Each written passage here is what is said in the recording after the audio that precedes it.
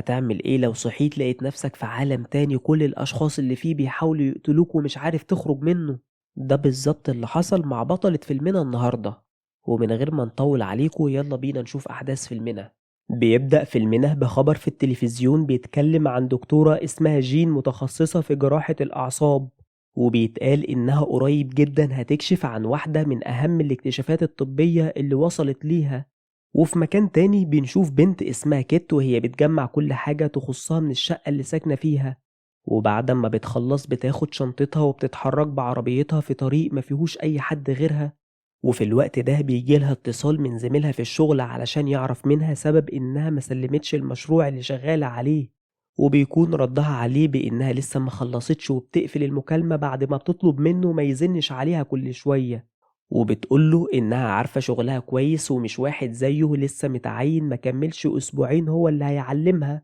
وبيكون واضح إنها متضايقة من حاجة وعلشان كده بتفرغ غضبها عليه. ولما بتحاول تاخد كوباية القهوة بتاعتها بتدلق على الكرسي، وفي محاولة منها لأنها تنظف اللي حصل وهي سايقة بتعمل حادثة. ولما بتفوق بتلاقي نفسها مرمية على الأرض وسط الغابة. وفي نفس الثانية بنشوف جندي مقنع بيضرب رصاص في المكان، وأول ما بتشوفه بتمثل إنها ميتة فبيسيبها وبيمشي. لكن أول ما بتقوم من مكانها بيظهر وراها هو وجندي تاني وبيقولوا لها إنهم كانوا متأكدين من إنها هتيجي، وبيضربها واحد منهم رصاصة في ظهرها، لكنها ما بتجيش فيها وبتقوم مرة تانية وبتخلص على واحد منهم. ولما بيحاول التاني يخنقها بتبدأ تشوف ذكريات لحد بيرسم، وبيظهر شخص تاني في الوقت ده وبيخلص على الشخص اللي حاول يقتلها. ولما بتسأله هو ليه أنقذها بيتجاهل سؤالها وبيطلب منها تروح معاه لو حابة تكون في أمان، وبيقول لها إنها لو فضلت في مكانها هتتقتل. ولما بتشكره على إنقاذه ليها بيقول لها إنه معملش حاجة لكن لازم يمشوا من هنا في أسرع وقت قبل ما يتعرضوا لهجوم تاني. وبيعرفها إن في مخبأ في مكان قريب من هنا ممكن يستخبوا فيه لفترة، لكن بيقول لها إنها لازم تمشي أسرع من كده قبل ما الجنود يوصلوا لمكانهم. ولما بتسأله عن اللي بيحصل وإزاي هم وصلوا للغابة دي بيقول لها إنه ما يعرفش حاجة ومش فاكر أي حاجة غير إنه صحي لقى نفسه هنا. وبيقول لها إنه حتى مش عارف اسمه إيه وما كانش معاه أي حاجة غير سلسلة وصورة البنت، وبيطلب منها تدور في جيوبها على أمل إنها تلاقي أي حاجة تفيدهم. وفعلا بتعمل كده وبتلاقي صورة ليها مع جوزها وطفلة لكنها ما بتكونش عارفة إنهم عيلتها. وبتشوف وقتها ذكرى للطفلة اللي في الصورة وهي بتلعب. وأول ما بتشوف اسم كيت على واحدة من الصور بتشوف ذكرى لدان جوزها وهو بينادي عليها بالاسم ده فبتعرف إنه اسمها. ولما بيعرفها الشخص اللي معاها إن اسمه بوبا بتسأله لو كان فاكر أي حاجة عن نفسه غير الاسم، فبيبص على السلسلة اللي معاه بتركيز وبيتجاهل سؤالها وبيقول لها إنهم لازم يمشوا من هنا، وإنهم لازم يوصلوا للمكان اللي هيستخبوا فيه قبل ما الجو يضلم. وفي نفس الوقت ده بيوصل 4 جنود مقنعين لمكان جثث أصحابهم، وبيتواصلوا مع المسؤول عنهم وبيبلغوه إن الهارب اللي بيطاردوه كون صداقات مع أشخاص تانيين. وفي الوقت ده بيتواصل المسؤول عنهم مع القائد وبيقوله إنه لازم يقبض على اللي هربوا في أسرع وقت،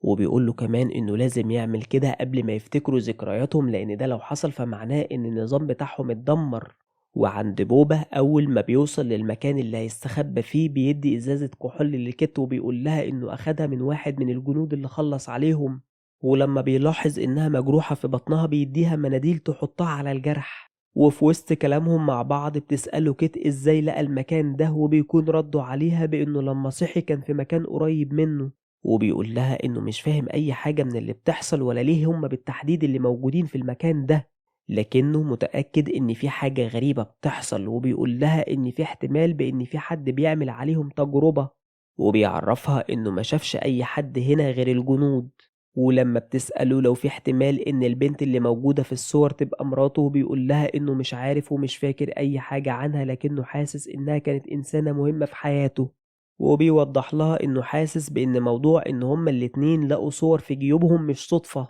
وإن الشخص اللي بيعمل فيهم كده هو اللي اتعمد يحط الصور دي لسبب محدش يعرفه غيره. وفي نفس الوقت ده بتحس كده بصداع في دماغها وبتشوف ذكرى لجوزها وهو بيتخانق معاها وبتفتكر لما القهوة اتدلقت منها في العربية، وإن في عربية ظهرت فجأة قدامها وهي دخلت فيها. ولما بتحكي لبوب عن اللي افتكرته بيقول لها إنه بعد ما فاق شاف العربية دي وإنها في مكان مش بعيد من هنا، ولما بتطلب منه يروحوا مع بعض يدوروا عليها بيقول لها إن في حاجة هنا لازم يخلصها الأول، وبيطلب منها تروح هي لهناك على أمل إنها تلاقي حاجة تساعدها في إنها تفتكر ذكريات أكتر، وبيوصف لها مكان العربية وبيديها المسدس بتاعها، وقبل ما تمشي بيعرفها إنه مفهوش غير 3 طلقات بس، وإن علشان كده لازم تاخد بالها وتستخدمه لما تضطر بس، وبيطلب منها يتقابلوا هنا بعد ساعتين، وبيأكد عليها بإنها لازم تاخد بالها لأن الجنود ممكن يكونوا بيراقبوهم من فوق، وبيطلب منها وهي راجعة تحاول تستكشف المكان على أمل إنهم يلاقوا مخرج من هنا، وفي طريقها للمكان اللي وصفه بتلاقي مجموعة حاجات تخص الجنود وبيكون من ضمنهم تليفون، وبتتبسط جدا من وجوده وبتحاول تتصل على الطوارئ لكن ما بيكونش فيه إشارة، ولما بتقلب في التليفون بتلاقي صور للبنت اللي صورتها كانت موجودة في جيبها، وبتشوف فيديو ليهم وهم بيلعبوا مع بعض وفيديو تاني لوالدها وهو بيقول إنه عارف إنها بتمر بمشاكل مع جوزها لكن مش عارف السبب، وبيقول لها إنه مش هيقدر يتدخل ويسألها إيه السبب لأن ده مش من حقه، لكن اللي متأكد منه إنه جوزها بيحبها بجد وحزين لأنها سابت البيت من غير ما تعرفه بمكانها، وبيترجاها إنها تكلمه وتطمنه عليها، وبيختم كلامه بإنه يتمنى يقابلها في أقرب وقت ويقضوا وقت مع بعض كأب وبنته، وبيكون واضح من كلامه ليها إن في مشكلة ما بينهم بسببها كيت قطعت علاقتها بيه، وفي الوقت الحالي بتسمع كيت صوت بيقرب من المكان، ولما بتبص بتشوف واحد من الجنود فبتستخبى،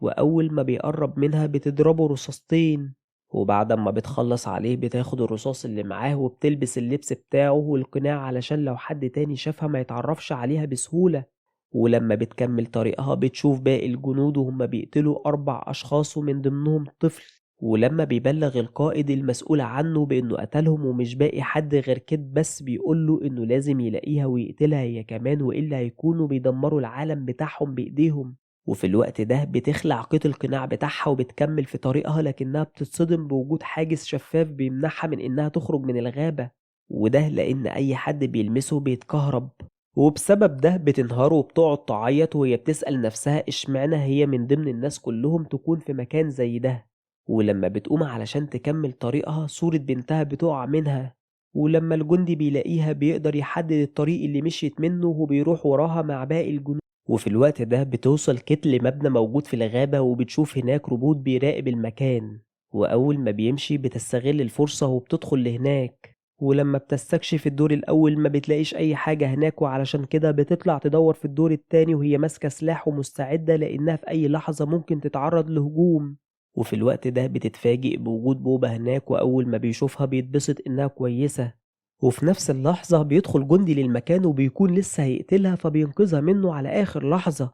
لكن بيظهر وقتها جندي من وراه وبيهاجمهم وبيتصاب بوبا برصاصة في بطنه، ولما بتحاول كيت إنها توقف له النزيف بيطلب منها تسيبه وتمشي لأن أكيد في طريقة لأنها تخرج من هنا، وبتكون رافضة في البداية إنها تعمل كده لكنه بيضغط عليها لحد ما بتمشي، ولما بتروح تستكشف باقي المبنى بتنجح في إنها تقتل كذا جندي من اللي موجودين، في نفس الوقت ده بيوصل القائد لمكان بوبا وأول ما بيشوفه بينزف وبيقوله إنه كان مقاتل عظيم وما يستحقش يموت وحيد، وعند كده بتسمع صوت بيتكلم عن الاكتشاف اللي دكتور جين اخترعته،